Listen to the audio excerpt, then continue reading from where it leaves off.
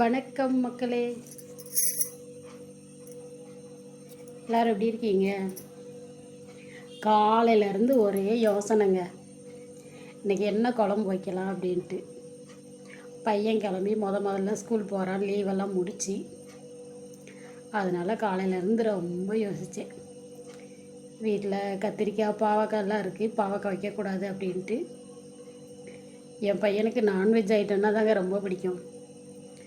அதனால் இன்றைக்கி என்ன பண்ணேன்னு பார்த்தீங்கன்னா, முட்டை குழம்பு வச்சு அனுப்பி விட்டாச்சுங்க.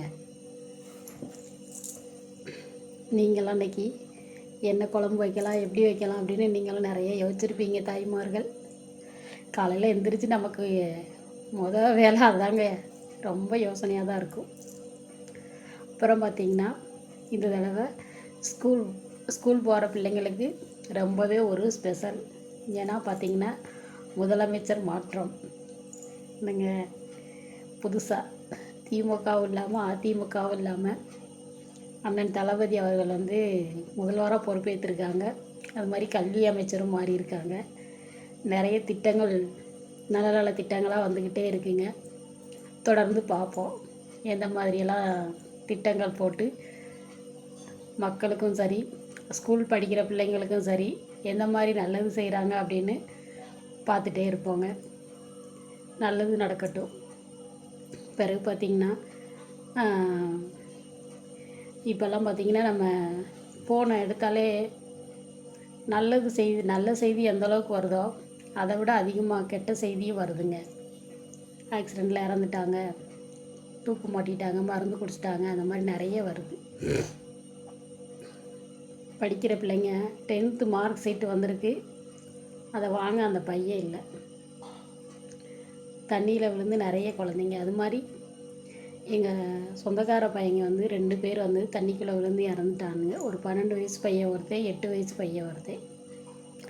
அந்த அம்மாவோட மனநிலைமையெல்லாம் எல்லா பிள்ளைங்களும் ஸ்கூல் கிளம்பி போகும்போது இன்றைக்கி அவங்களோட மனநிலைமை எப்படி இருக்கும் யோசிச்சு பாருங்கள். இது மாதிரி இங்கே சாத்தூரில் ஒரே பசங்க +2 பரீட்சை எழுதிட்டு ஒரு வாரத்தில் ஸ்கூட்டியில் போயிருக்கானுங்க.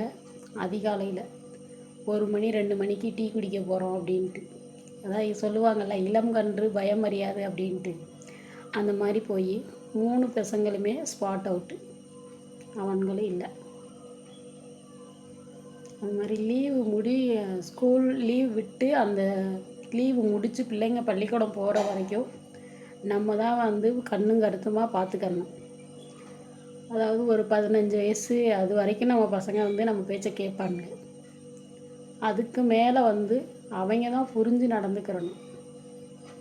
எது ஆபத்து, எது நல்லது, எது கெட்டது அப்படின்னு அவங்களே அவங்கள அனலைஸ் பண்ணிக்கிறணும்.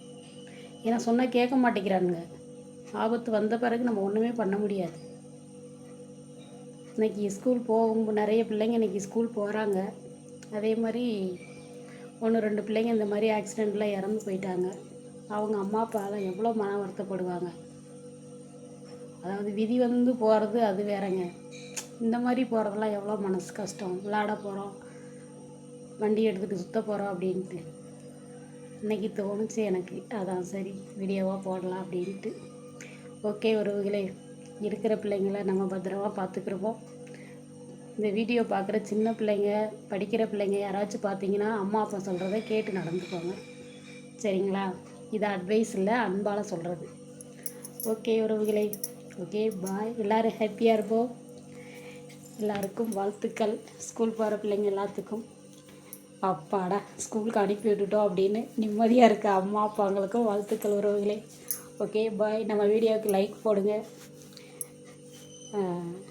ஓரளவு இப்போ கொஞ்சம் வியூஸ் போகுது, அது மாதிரி லைக் போடுங்க மக்களே.